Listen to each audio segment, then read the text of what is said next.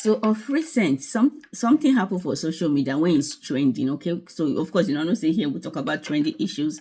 We talk about relationship matters and how it affects everybody. Okay, so the matter when I carry come now, this viral video when you don't go viral of this is a blogger. Is a blogger on social media because I go in page. In fact, Facebook bring in information to me. So I went to his page. I was scrolling through, and to just see who is this person. You understand? Because that video, I'm so curious. Okay, I wanted to know the kind of lifestyle he's living. Because he has two other children, and yeah. He had two other children and his wife was pregnant, and I think he posted this video. This video happened to be a month ago. It didn't just happen recently, but of course he was on his way to the hospital and he did a video of how the wife was weak, and then it was that's the video you are seeing by myself. It's about 3 minutes video, and then at the end of the day the guy also said that they go to the hospital and the hospital were asking him for 500,000, which he didn't have before they can commence treatment on the pregnant wife for them to, deliver the baby. And according to what I heard, if I'm not mistaken, you can still correct me in the comment section, they said the lady was suffering from pre-eclampsia. So I feel it's because of course this relationship page, I feel it upon me to talk about pre-eclampsia and what you need to know about pre-eclampsia, especially if your wife is pregnant or you plan to get pregnant or you are pregnant. You can find this video useful to you. Okay, so let's quickly talk about it. Okay, so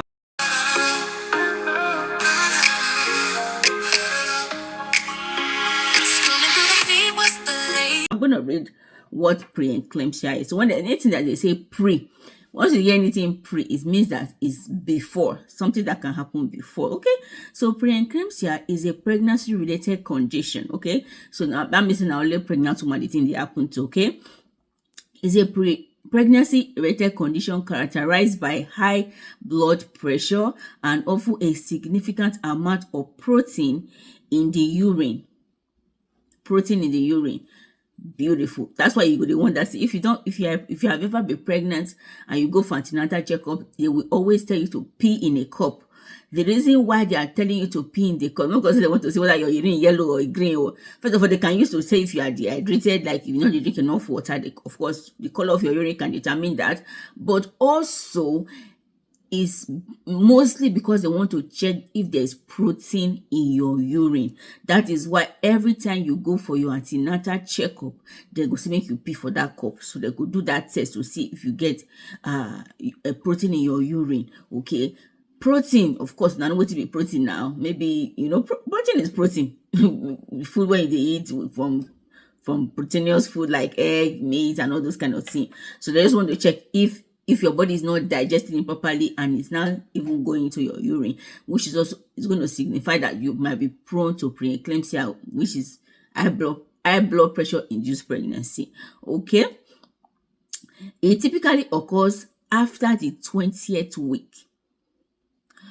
Of course, pregnancy is 40 weeks, so you can imagine half of the pregnancy, which is 20th week, that pre-eclampsia, that protein in the blood in your urine can easily be noticed. Okay, that high blood pressure, which is not like a symptom, can easily be noticed during that time and can lead to serious complications for both the mother and the baby if not properly treated. Key points to note. Okay, key points to know about pre-eclampsia. Okay, symptoms. Common symptoms include high blood pressure, swelling, which is edema, swelling of your foot. So I know my friend, all throughout her pregnancy, her feet were swollen. There's no matter whether she say sit down, hang your leg, go. No matter what she did, her foot were all swollen. Edema, whether you sit down or you stand up, or those walking around doing exercise and not sit down in one spot a lot can also help to reduce it. But you cannot help it. There's nothing she did not do to reduce that water. Sometimes because we are pregnant, they go kind of what the kind of medication when they won't give you. So if they don't give you medication, they make you they pee. They have to still also be very careful. So it's a very delicate issue. So I'm just talking about the symptoms. Okay, swelling, that's the edema I just mentioned. Sudden weight gain, you know, this is just a, you know, normally person get belle, you will gain some weight, right? You gain some weight, 2 pounds, 3 pounds. I don't know what to be pounds for kg, but you can calculate it, because a pound happens to be I think a pound is what in kg? I think 2.2. Yeah. So 1 pound is 2.2 kg. If I still remember my mathematics well. So 1 pound is 2.2 kg. So sometimes when you're pregnant, you can gain 3 pounds, which is like 6.6 kg. Yeah.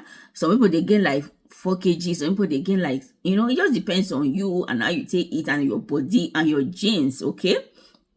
But if you don't notice and say you just all of a sudden you are just overweight, which it can also be that edema too, because if you weigh yourself, if they get that swelling, maybe for your hand, for your legs, or any part of your body, unnecessarily, if you weigh yourself, you go say your weight will just go up. That is also how you can know that you have just gained a very sudden weight, right? And then you start having headaches, changes in your visions, like your eyesight, maybe they blurry and all those things. Those are very noticeable symptoms. So if you know that you are seeing all these symptoms, and you need to go to the hospital to go and do proper checkup so that you can start treating that symptoms. Okay, risk factor. So that these are the things that can lead to you to have pre-eclampsia, right? Of course, now somebody when they obese, if you don't already fat already before, you can be a risk factor. But some people not the fat. So let's see what they're talking about. Risk factors that may increase the risk of developing pre-eclampsia include history of high blood pressure. And I don't know what I don't to video when I talk about say high blood pressure now black man disease. That is one of the greatest things when they buy a lot of people, because that's silent disease. Some people get that high blood pressure, they don't even know say they get high blood pressure. So now when they get pregnant, now that's high blood pressure go come dey intense. But if you already know say you they get high blood pressure issues already, so when you get pregnant, you go know say either the doctor need to increase your medication when you take they help you to they control your high blood pressure. You know say you go they check your blood pressure more than if they check out like 2 times a day before, you go know say you go increase the time when you check out, and you go look out for all these symptoms. When you know some people know when their blood pressure don't they high. Some people they just know. Some people you begin they look faint, their eyes but they blurry and all those kind of things. Okay, first time pregnancy, your first pregnancy also. So first timers that they are pregnant for the first time, that can also be a risk factor. Then multiple pregnancies, wahala, twins and more. Some people when you get twins, they are giving birth to triplets, quadruplets, all those things can induce pre-eclampsia, right? And certainly pre-existing conditions like diabetes, kidney disease, and obesity. Okay, all those things can also be a risk factor, right? Diagnosis, how you go tell know say you get pre-eclampsia. Diagnosis is typically made through regular prenatal checkup, which include monitoring blood pressure and testing urine for protein. I don't tell that from the beginning, right? And of course, you go to check your blood pressure. You don't go wait till you if you are pregnant, you don't go wait till now only the time when you go hospital, go do your maybe your monthly checkup or your 2 months checkup or your weekly checkup.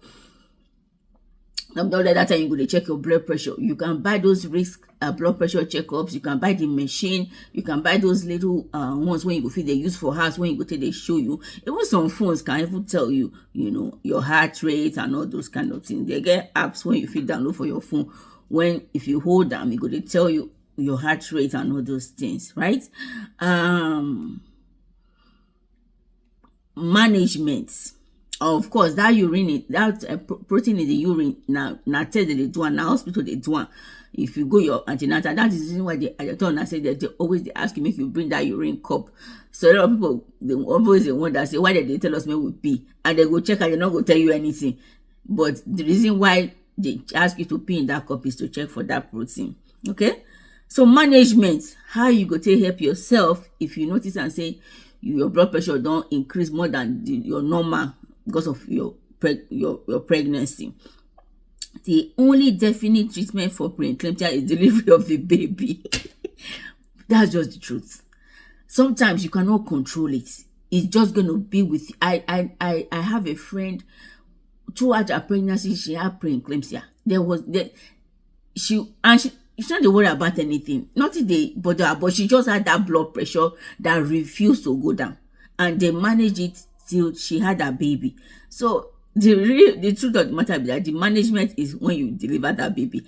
However, management during pregnancy may involve monitoring your blood pressure, medications to lower your blood pressure, uh, and sometimes they mention the name of the medication like steroids. You can take steroids to help mature the baby lungs if early delivery is necessary.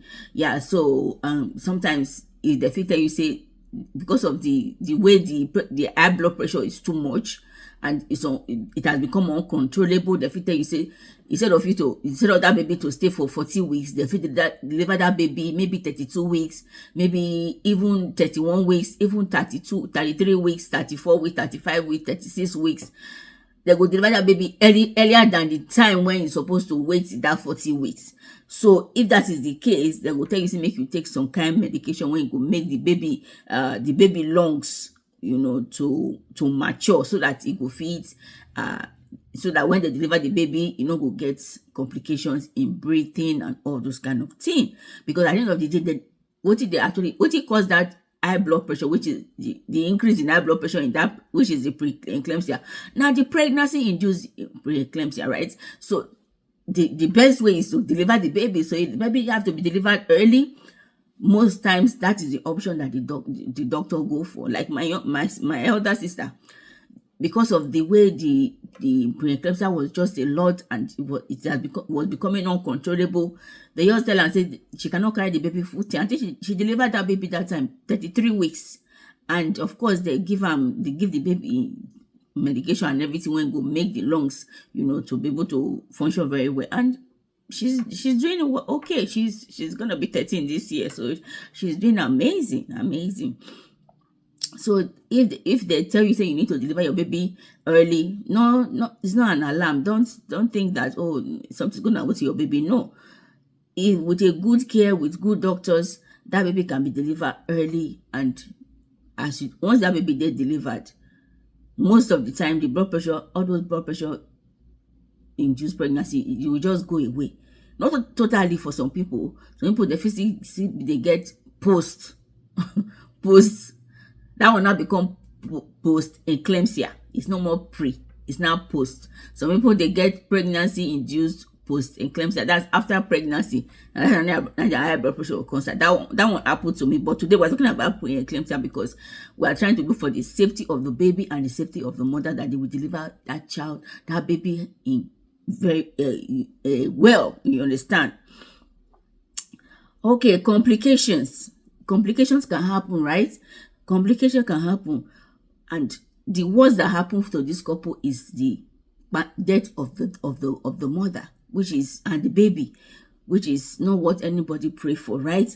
So if left unattended, pre-eclampsia can lead to serious complications such as eclampsia, seizures, when the person could begin because if your blood pressure is uncontrollable, you can go into a state of seizure shock. Terrible. You don't even want to know. You understand? HELP, which is HELP syndrome, a life-threatening liver disorder, placenta abruption. So that placenta, now when the placenta go use that, because when the blood they pump, that placenta feels separate from the baby, and that will now start to lead to bleeding, serious bleeding, which can also kpai that woman quick. You understand? So is a life-threatening something like that. If any woman is experiencing this, if a doctor detects protein in your urine, don't take it lightly. Don't take it like this is a very serious issue. And as I will always say, if you have specific questions on topics of pre-eclampsia that you would like to discuss, feel free to ask, and we'll go.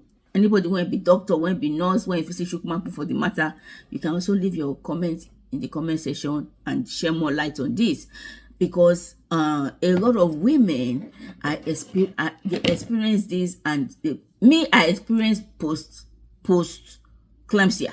So when I delivered my last baby, who turned 9 yesterday. Happy birthday to my beautiful girl. Yes. When I had my baby, throughout the pregnancy, everything was okay. Everything was going very smoothly. In fact, if you see me with belly, it will bless make you get belly, because I did day happy, I did day yuppie, looking beautiful and everything. After I had my baby, I experienced what we call post-eclampsia. So my blood pressure skyrocketed. I think I went for my postnatal, which is after delivery. You go see your doctor, and I was at, like, I think the third day or maybe a week after, I can't remember, but my baby was still very new, was a newborn. And I remember I drove to the clinic for my checkup, and when they checked checked my blood pressure was reading over 200, the systolic, and the diastolic, which is the bottom number, was reading over 90. And the doctor looked at me and he said, "Are you okay?" I said, "I'm okay, ma." He said, "Did you drive here?" I said, "I drove here." He said, "Where is the baby?" I said, "Baby is at home." She like, "I think I need to take you to the emergency right now." I said, "What's going on?" She said, "Your blood pressure is over the roof. What is going on? Are you okay?" I said, "I'm okay." He said, you look okay, but your vital signs, your blood pressure is telling me that you are not okay. I'm like, "I'm okay." And that's probably because I'm not getting enough sleep. I'm overly stressed because, there was a lot of space between my second baby and the last one. Yes, it's my last, but not born again. I'm not going through that route again. I'm done. Now grandbaby's night. Now we do after now. So we're like, "Oh, what's going on?" I said, "I don't know. I'm stressed. I'm not sleeping well." Because in newborn, and for Bodo Ibo here, nobody to help you. You understand? You practically on your own. You and your husband are going to figure them out. But of course, it was my third baby, so I kind of know what to do. But at the same time, you cannot. During that trimester, during the third trimester, it's very difficult to sleep. You go turn here, you go turn here. Go no decide. So I already have sleep disorder. I wasn't sleeping properly, and then when the baby came, I wasn't still sleeping properly. So I guess that made the blood pressure to like. So she gave me some medications. She gave me pain medications and gave me blood pressure medications, and of course, I took it. And she was like, "Oh, I'm not gonna allow you to drive. Maybe your husband needs to come and pick you up." And then he was like, "You have to take Uber home and all that." So anyway, my husband brought Uber, and he drove me back home that day. And the doctor was like, "Please call me, check your blood pressure, call me if it's still high and you feel like you're not feeling okay, you need to go to the emergency." So even post-pregnancy, if it still happened to you, you understand? So you need to just keep on doing regular checkup, checking your blood pressure, eating right, doing exercise if you can. And I know say a lot of times you want that baby body to go back to the social media go make you think you need to go back you need to snatch back your body to. Don't be overly, don't stress yourself, okay? Don't stress yourself. Don't worry about that big tummy. It is a sign that you are a woman, okay? It's a sign that I see a lot of women coming out after this our beautiful lady Lolo what it be, and Lolo Macari wife to come out talk about her baby bump and all that, and she don't lose weight, she want to go and do she has a lot of people be coming out talking about their pregnancy, their tummy, even when she talk about her baby bump and all that. It's not easy, and don't feel pressure to lose that. Take your time. If you just had your baby or you're pregnant, don't stress yourself. Don't worry about yourself. Take care of yourself. At the end of the day, we want to get the cry of the baby and the laughter of the mother. That's my prayer for every woman who is pregnant.